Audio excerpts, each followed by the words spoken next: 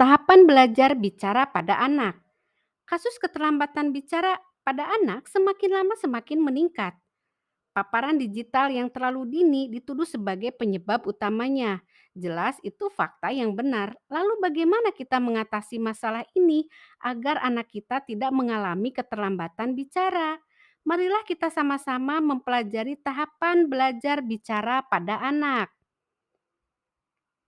Bicara adalah bagian dari bahasa.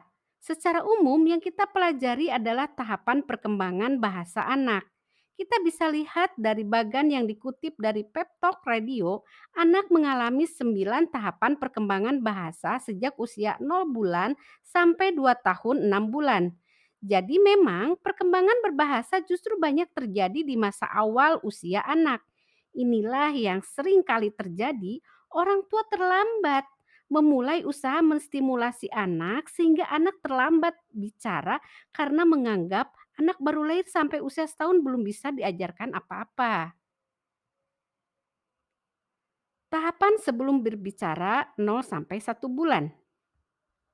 Harus kita pahami, definisi berbicara pada anak usia awal bukan berarti berkata-kata, melainkan berkomunikasi dengan bersuara. Anak usia 0 sampai 1 bulan baru bisa menangis dan mulai belajar menatap, tapi ia sudah mampu mendengar suara.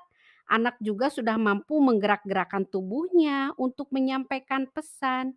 Inilah yang kita sebut body language karena anak memang menyampaikan pesan lewat gerak tubuhnya.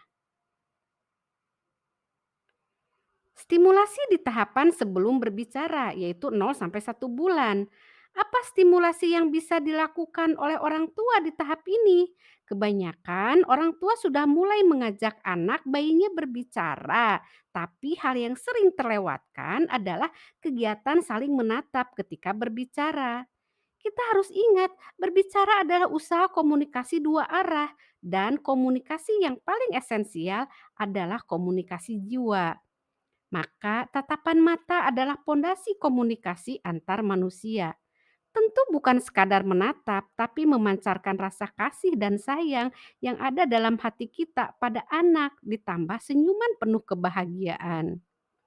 Stimulasi lain yang harus diupayakan adalah mengenalkan berbagai jenis suara pada anak dan nama suaranya, juga membahasakan body language anak seperti lapar, basah, panas sambil memenuhi kebutuhannya. Tahapan pertama yakni usia 1 sampai 4 bulan.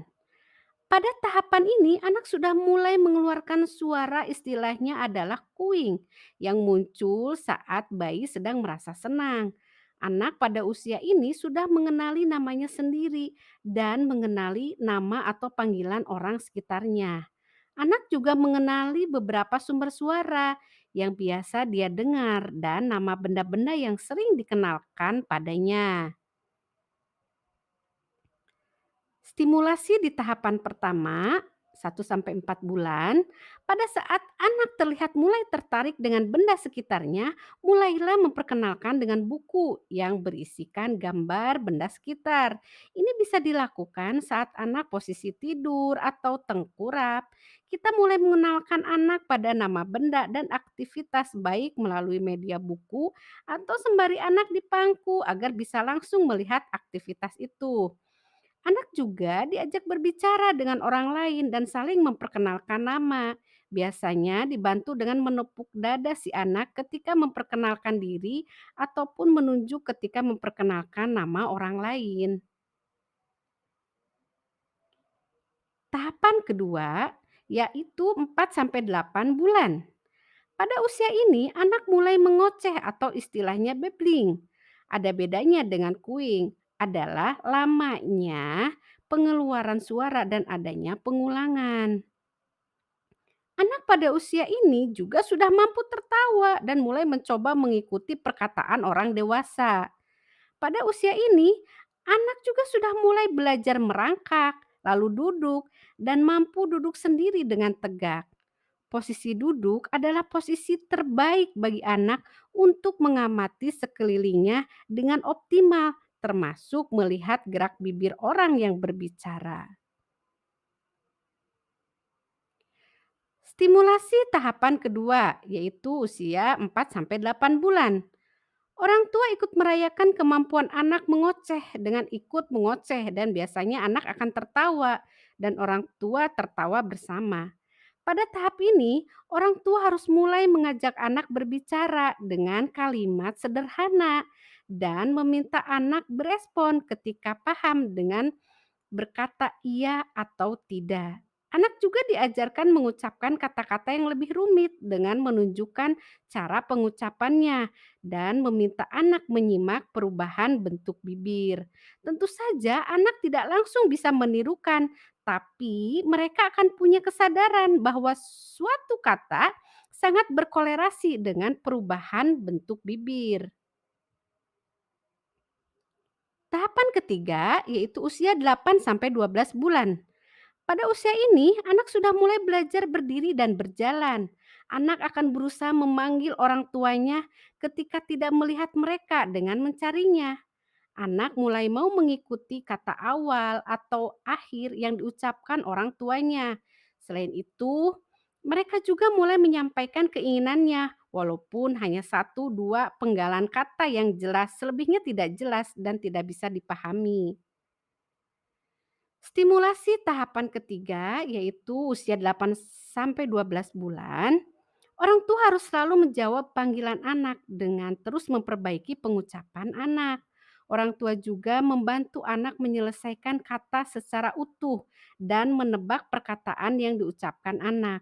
Jika orang tua salah dan anak kecewa atau bahkan menangis, coba lagi setelah menenangkan dengan memeluknya.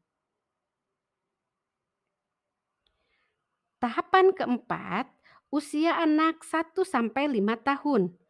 Pada usia ini anak sudah mampu berjalan, kemudian bahkan berlari, dan motorik kasar dan halusnya terus berkembang pesat. Pada usia 1 sampai 2 tahun, anak semestinya sudah mulai mampu menyusun kalimat lengkap, terdiri dari 3 kata. Lalu pada usia di atas 2 tahun, anak sudah mulai berkata dengan kalimat yang lebih panjang dengan kosakata yang terus bertambah dan lebih kompleks. Stimulasi tahapan keempat di usia 1 sampai 5 tahun. Tentu saja bukan berarti anak pada usia ini dibiarkan mengembangkan kemampuannya berbicara dan berbahasa. Justru orang tua harus lebih sering mendampingi dan menstimulasi anak, apalagi jika anak sudah terpapar layar digital. Hal ini penting agar anak tetap lebih sering berbicara dengan orang real daripada berbicara dengan orang di layar. Orang tua juga harus mengajarkan anak berbicara runut, membantu menerjemahkan emosinya, bertanya lebih detil pada apa yang sedang dikerjakan dan ditonton anak. Selain itu, orang tua juga harus menjawab semua pertanyaan anak dengan jelas. Ada satu catatan penting sebelum kita mengakhiri pemaparan kali ini, yaitu usahakan ketika berbicara dengan anak tidak ada TV ataupun handphone yang sedang menyala, sehingga orang tua maupun anak sama-sama fokus dengan percakapan yang sedang dibangun. Terima kasih sudah menyimak, sampai jumpa lagi di konten selanjutnya. Kita belajar lagi sama-sama agar diri kita dan keluarga bisa menjadi manusia yang paripurna. Tetap semangat!